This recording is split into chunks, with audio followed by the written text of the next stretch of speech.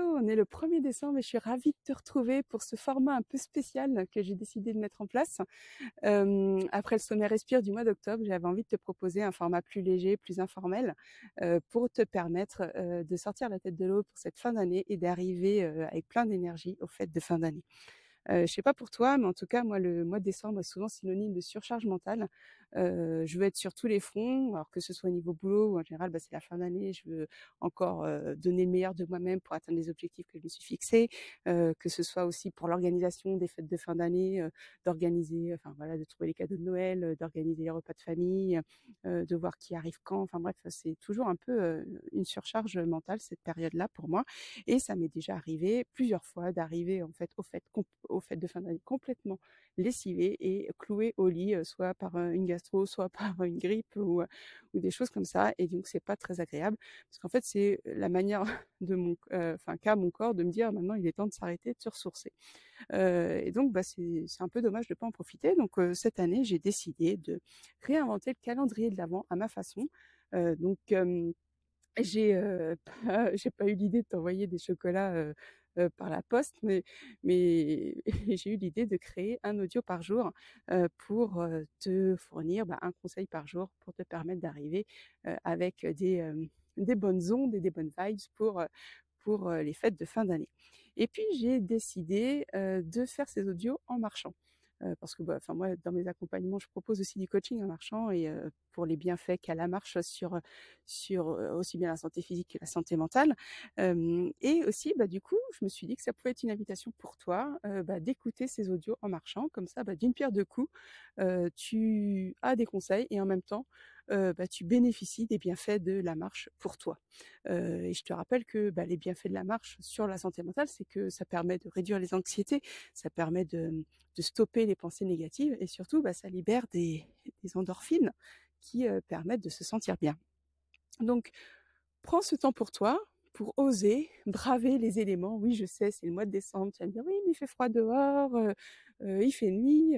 Eh bien, écoute, emmitoufle-toi bien, prends une frontale, si tu habites à la campagne et qu'il fait nuit, mais ose braver ces éléments, ose te reconnecter en fait à ce qui se passe dehors et puis peut-être que c'est l'occasion de créer une nouvelle habitude pour toi qui sera bonne pour toi en fait pour avec ces 10 minutes de marche par jour. Donc voilà pour le format. Ensuite, pendant ces audios, je vais régulièrement allier réflexion et action. Parce que pour moi, on peut pas avancer dans la vie, enfin comme en vélo, en fait, on a besoin de 2 pédales. Et pour avancer, si on en a qu'une, on tourne en rond. Dans la vie, pour moi, en fait, il faut associer réflexion et action. Si on a que de la réflexion, on reste de notre tête, on n'avance pas et il y a rien qui change. Soit on est que dans l'action, en fait, on part dans tous les sens et puis il y a peu de chances qu'on atteigne nos objectifs. Donc l'idée, c'est d'associer réflexion et action, que ce soit, dans réflexion, j'entends aussi un peu mindset en fait à changer, et donc d'associer des actions pour pouvoir aligner notre vie en fonction de ce que on aura réfléchi. Le premier conseil donc de ce mois de décembre, ça va être de se célébrer chaque jour. Alors, pour certains, ça va être hyper inconfortable, hyper difficile parce qu'en plus en France, c'est quand même hyper mal vu de se célébrer. On nous prend pour des égoïstes, pour des ambitieux, enfin trop ambitieux même. C'est quand même assez mal vu. En France, on a plutôt tendance à se concentrer sur ce qui ne va pas, sur les manques, sur les échecs.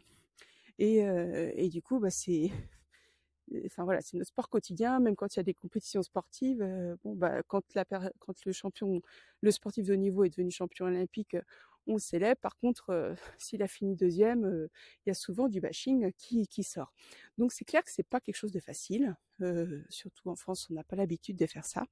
Mais par contre, ça peut avoir des vrais bénéfices. Et donc, je voulais te partager en fait des anecdotes. C'est que depuis que je suis solopreneur, en fait, j'ai quand même peu l'occasion que des personnes extérieures me fassent des signes de reconnaissance. Et donc du coup, je pourrais vite tomber dans un marasme en me disant: «Oh, ça sert à rien ce que je fais et tout ça». Si moi-même je ne prends pas en charge, si je ne prends pas ma responsabilité vis-à-vis pour voir des choses positives. Et donc depuis que je suis que je suis solopreneur, en fait, je m'attache à célébrer des petites victoires. Alors des fois, c'est des grandes victoires, hein, c'est des certifications de coaching que j'ai réussi à avoir, mais des fois, c'est des petites victoires comme juste, je reçois un SMS de quelqu'un qui me dit: «Waouh, c'était super cette interview dans le sommet Respire, ça m'a aidé à passer à l'action, à avancer». Bah ça, voilà, pour moi, ça c'est une petite victoire. Ou et donc du coup de prendre, alors je suis dehors et en fait il y a une voiture qui me passe à côté. Donc je me reconcentre. Donc ouais, donc c'est une petite victoire pour moi de recevoir toi des messages comme ça et du coup c'est vraiment ça qui me permet de focuser sur du positif et en plus bah, notre cerveau il fait pas la différence entre quand je le vis vraiment la chose, donc par exemple quand j'ai fait l'interview, bah ok j'ai pris du plaisir et c'était top et le fait en fait de repenser quand quelqu'un me renvoie un SMS, le fait de repenser à ce que j'ai fait et tout ça, bah en fait ça me remet dans une boucle de sensations positives et donc ça bah, ça permet vraiment de comment d'avoir un sentiment de satisfaction et de motivation et ça monte aussi mon énergie et d'ailleurs les neurosciences elles ont montré que le fait de célébrer ces victoires ça libère de la dopamine et donc ça agit sur le plaisir et la motivation. Donc ça serait vraiment dommage de s'en priver parce que si on reste focus justement sur nos pensées négatives, bah là on ne libère pas du tout la dopamine. Et donc en libérant la dopamine, bah, on crée un dynamisme positif. Et ça permet du coup de cultiver un esprit en fait positif et ça s'entretient en fait, ça s'auto en fait plus on voit les choses positives et plus on voit des choses positives en fait, enfin ça fait que en s'incrémentant. Donc je vais te proposer un petit exercice pour aujourd'hui, c'est d'identifier quelle est ta victoire du jour. Donc chaque jour, tu prends un petit carnet et puis tu notes ta victoire du jour.